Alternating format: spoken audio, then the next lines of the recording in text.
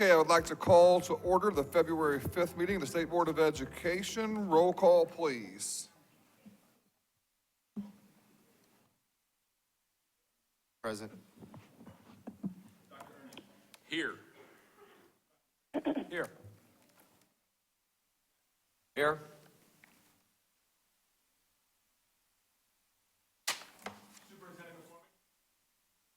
Here. Yes, sir. Here. Here. Present. Here. Thank you. Please join me for the Pledge of Allegiance.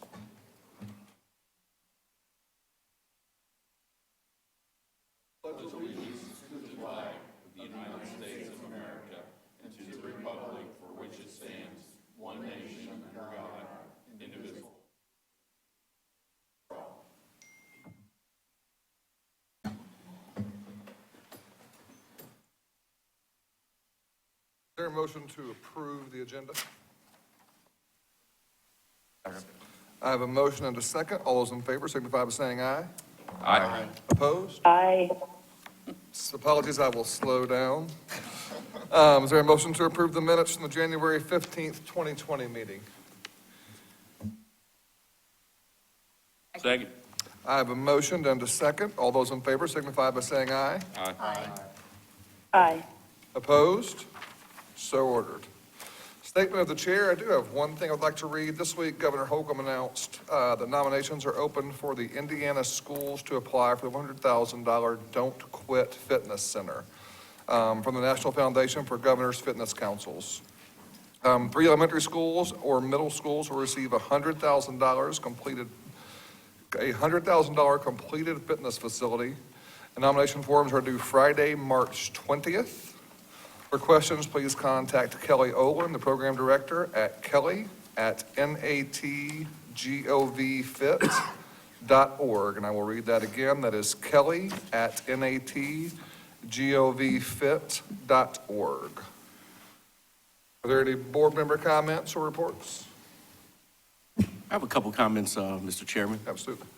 I'd first like to just take opportunity to thank the Indiana Senate yesterday for passing Senate Bill 416, 49-0, which will allow the Gary Community School Corporation to defer about $43 million in state debt and allow the mayor to direct those payments over the next several years to demolish and tear down 33 abandoned school buildings that litter the city of Gary.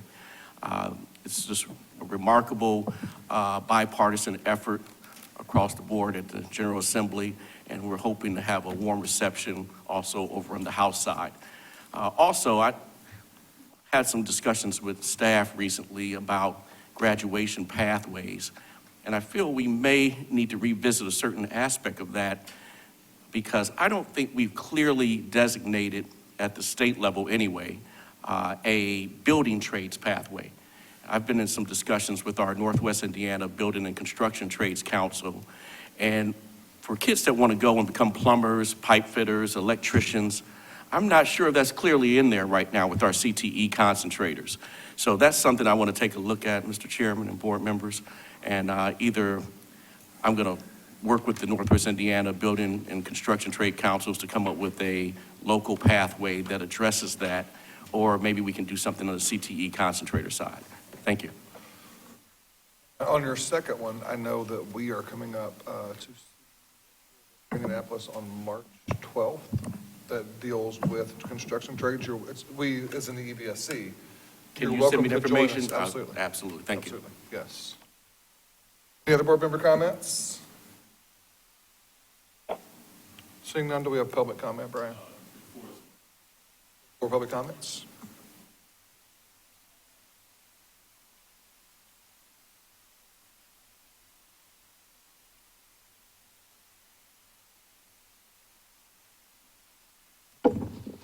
Welcome. Good morning. Thank you for your time this morning. Appreciate your service as always. Here just to kind of inform a little bit. Sometimes when we come to the microphone, we're addressing a specific issue. I want to talk to you just for a few minutes this morning about a resource that we're working to provide to all of our members to all the school leaders across the state. You have this copy there at your places. And it's titled The School Leader Paradigm. And I'll try to capture about 5 years' worth of work in my 3 minutes. But myself and the Illinois director worked for quite a while to think about what does it mean to be a school leader beyond the job description. We put that information together, felt good about it, and then as you actually take a look at the very back cover, we started working with these other associations. And actually, New York, I think, has now joined this School Leader Collaborative as we've worked together. And we realized we didn't quite have it right, and that's where we developed the full paradigm that you see today. And on the front cover, there's an infinity loop, and on the left side, it addresses the learning leader, the person who helps facilitate the learning that goes on. You'll see there are 3 intelligences, and within each intelligence has 4 competencies and then 4 attributes per. He was a science teacher, I was a math teacher. There had to be a lot of symmetry in there. On the right-hand side, you see the learning organization. And there you see 3 domains, and each of those domains has 7 dimensions.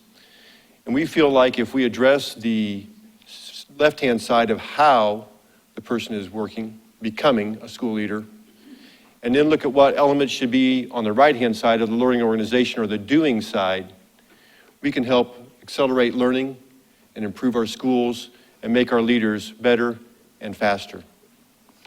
So this is something that we've been working on right now, actually going on today. Up in Lawrence Township, we're running a program for our new administrators, a program we call ANALI. That's for principals and assistant principals from 0 to 3 years. This is the foundation, that left-hand side of the learning leader. We also have the privilege to work with IPS, Warren Township Schools, and South Bend Schools. They came to us and we worked with them to say they needed better leadership development for their sitting assistant principals. So we have cohorts going where we, again, address the left-hand side of the learning leader, take about 9 of those competencies, hour-long sessions, and also provide mentoring with experienced or retired administrators over the course of 2 years. So again, just wanted to provide information for you of how we're working on things. If you actually look at pages 12 and 13 within the document, it lays out the entire, fully fleshed out paradigm of the intelligences, the competencies, the domains, and dimensions. Our next step then is to also work within the collaborative. And on the right-hand side where you see all of those dimensions, we'll have available over 60 micro-credentials, or what you would call badging, where our school leaders, and that's principals, assistant principals, and anybody in that leadership position, can demonstrate their knowledge around that micro-credential, earn that information, and then evidence that to whoever they need to work with, especially as they move forward. So again, thank you for your time. I'm more than happy to come visit you at any time to fully more discuss this too. Thank you.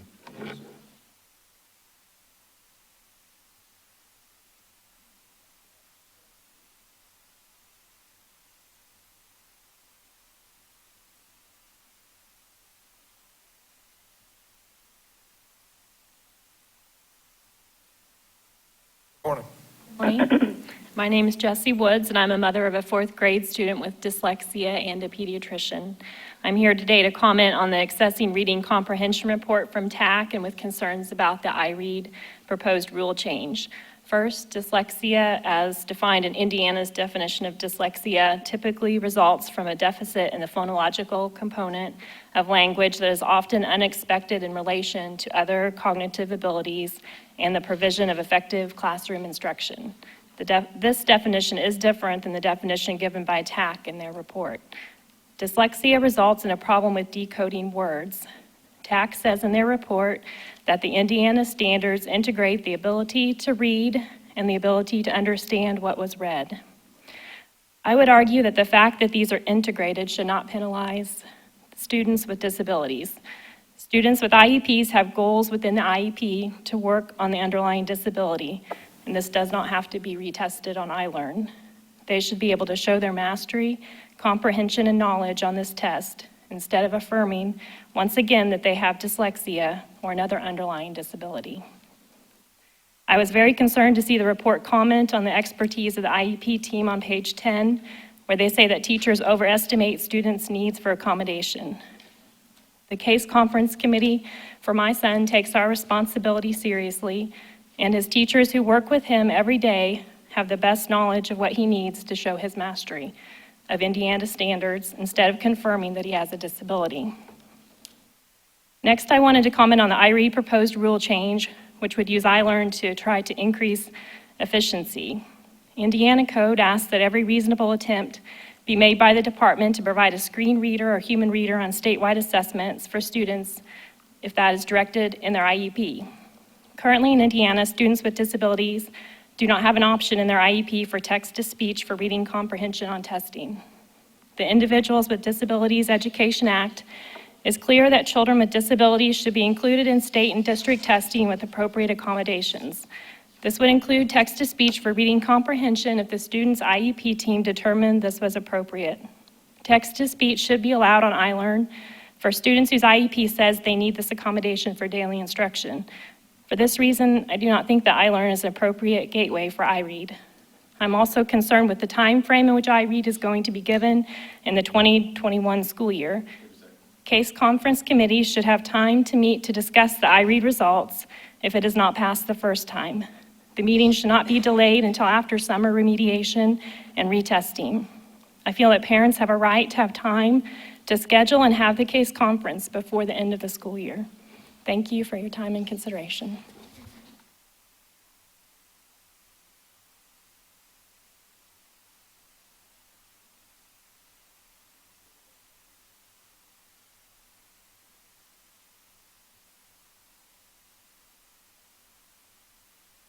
Good morning, everybody. My name is Dr. Michaela Spangenberg, and I'm a clinical psychologist. I live in Gary.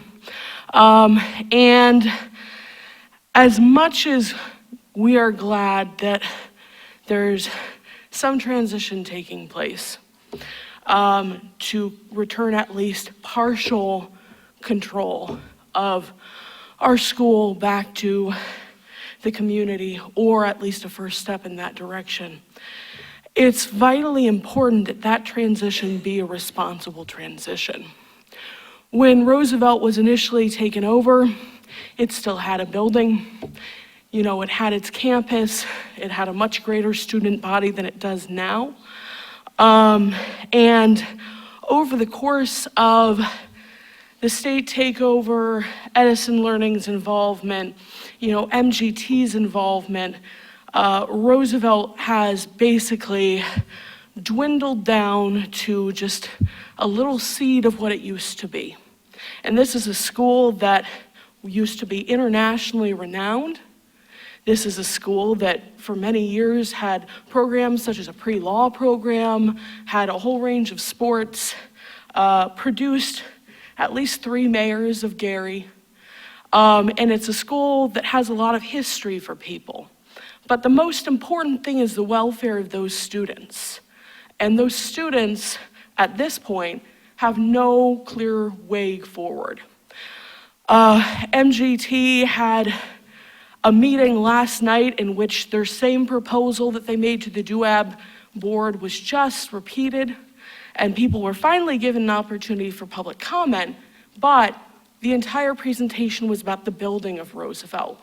As much as we've advocated endlessly for some kind of plan for the children that go to Roosevelt, the MGT, Edison Learning hasn't presented anything except things that on Edison Learning's part benefit themselves, which is they want to build a new charter school, they want to be there for between 15 and 20 years, possibly in part because what's happening over at that school does not reflect well on them, and they want to retain a foothold in some kind of community.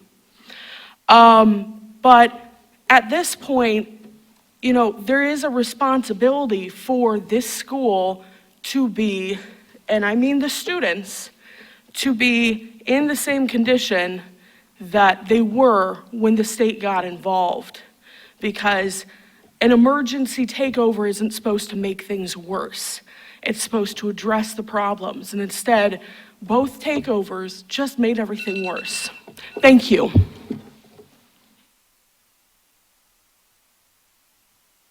No other public comments. Moving on to consent agenda, we have special education child count, updated REPA education standards, governing body changes, Richmond County School Corporation. Is there a motion to approve the consent agenda? So moved. Second. I have a motion and a second. All those in favor signify by saying aye. Aye. Opposed? Aye. Aye. Apologies. Opposed? So ordered. Oh, I apologize. Okay, then we will finish. Consent agenda was approved.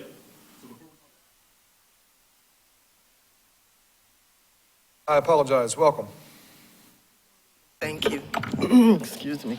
Thank you for this opportunity to share with you our concerns regarding more concerns regarding Gary students.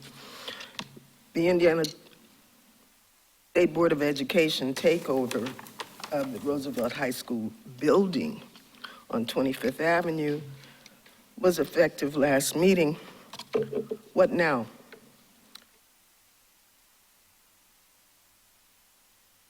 We have a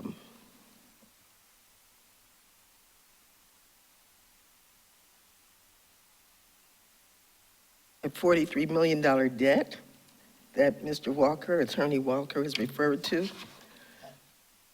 Have a building that's empty. What now?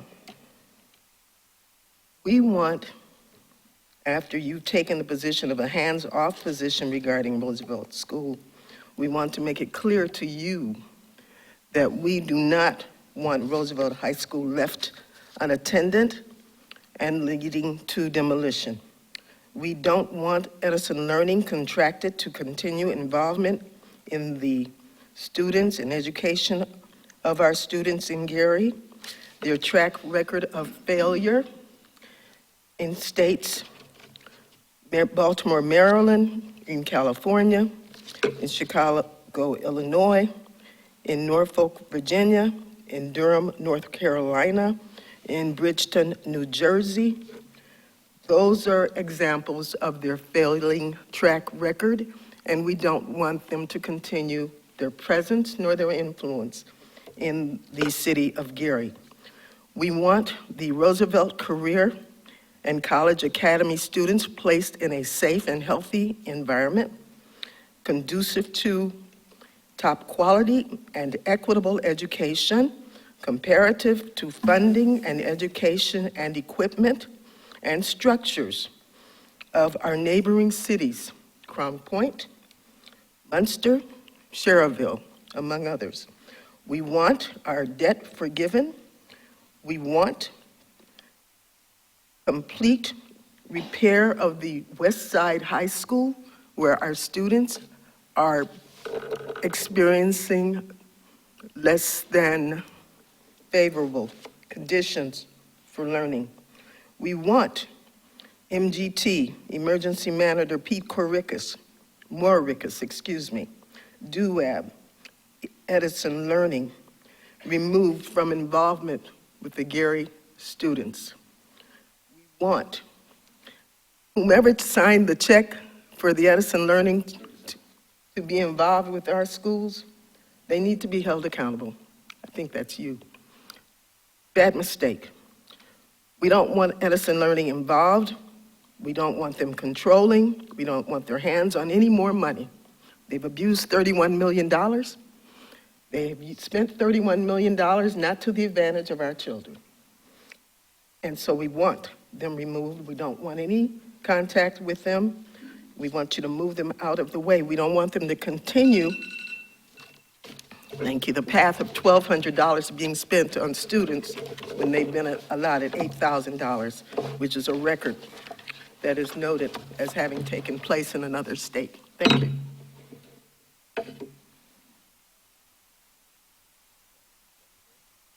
Moving on to new business, we have teacher preparation program, Purdue University, west of Lafayette.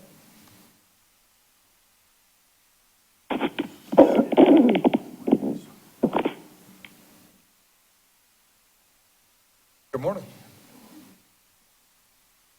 Good morning, members of the board and Superintendent McCormick. I'm here today to request continued state recognition status for Purdue University. On April 28th to April 30th, 2019, the Council for the Accreditation of Educator Preparation, or CAPE, conducted an on-site visit at Purdue University. The on-site team was comprised of 3 national members and 2 state members, plus 1 state consultant. We are pleased to share with the board the final decision of the Accreditation Council of CAPE. The College of Education at Purdue University was granted accreditation for 7 years. The next site visit will take place in spring 2026. The IDOE requests the state board recognize the decision of CAPE and likewise approve continued state accreditation for the College of Education at Purdue University. Representing Purdue University, this morning we have Nancy Marchand Martella, the Dean of the College of Education, Kathy Obenchain, Associate Dean, TJ Oakes, Assistant Dean, and Ann Roycroft, Accreditation Manager. They are available to answer any questions you may have regarding their program. We have questions by board members? Move approval. Second. I have a motion and a second. Roll call, please. I know that you've made a trip. Would anyone like to speak before we vote? I assumed so, but I wanted to ask. Yes. An enthusiastic yes. Yes. Yes.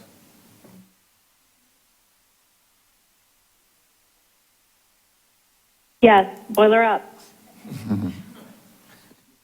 Aye.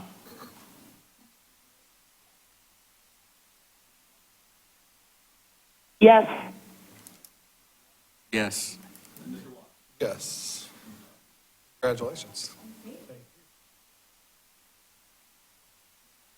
Next, we have new business approval of career ladder grants. I will say that I'm going to recuse myself, and I believe that Kristen is also, as our school districts have applied for one of these, so Katie will run this portion of the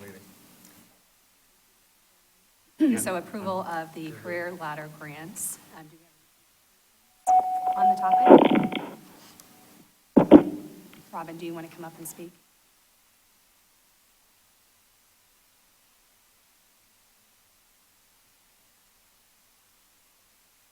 Morning. I don't have anything to add from the memo from last time, except the memo was changed to indicate the planning grants did not have a specific amount to them. People can apply for those in whatever amount, and then we can give those out up to the amount left, the $353,000. The amounts for the schools that were approved haven't changed. Do any board members have questions? I have a comment. I had the pleasure of being the board representative on the committee, and Chad was with us also. And I was very impressed by the Department of Education staff, the thoughtfulness and deliberations, and it was a pleasure for me to be part of that. Therefore, I recommend approval. Thank you. We appreciated your input, and Chad, your input as well. Thank you.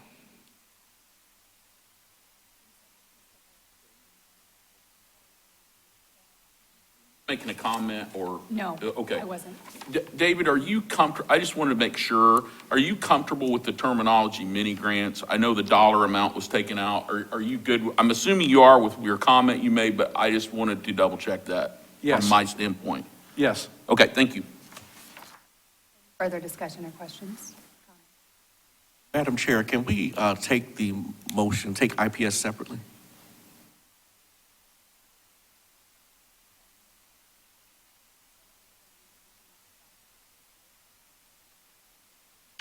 There has been discussion thus far, and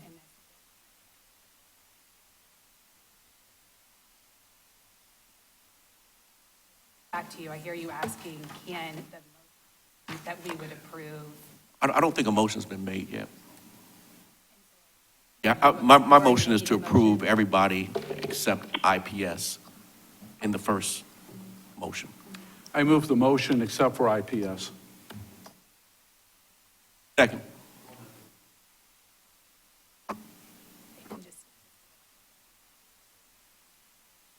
Yeah, we can. So I understand that Mr. Walker has made that motion. There's a second, and also that his recusal from the vote. I'm trying to vote on everyone except IPS, so I just want to do it in two motions. One motion for everyone else, and then the second motion just for IPS, which I'll recuse. Thank you for clarifying that. So we have a motion and a second. Any further discussion? Roll call. Yes. Yes. Yes. Yes. Yes. Aye. Yes. Yes.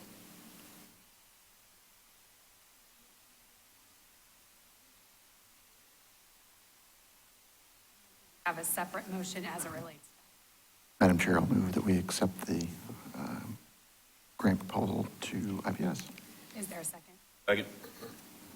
Any discussion? Roll call. Yes.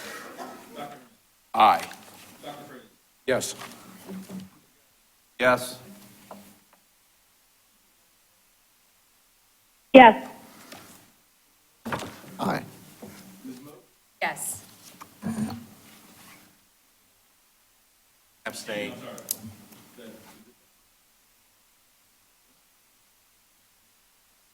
And so at this point, we have concluded the agenda.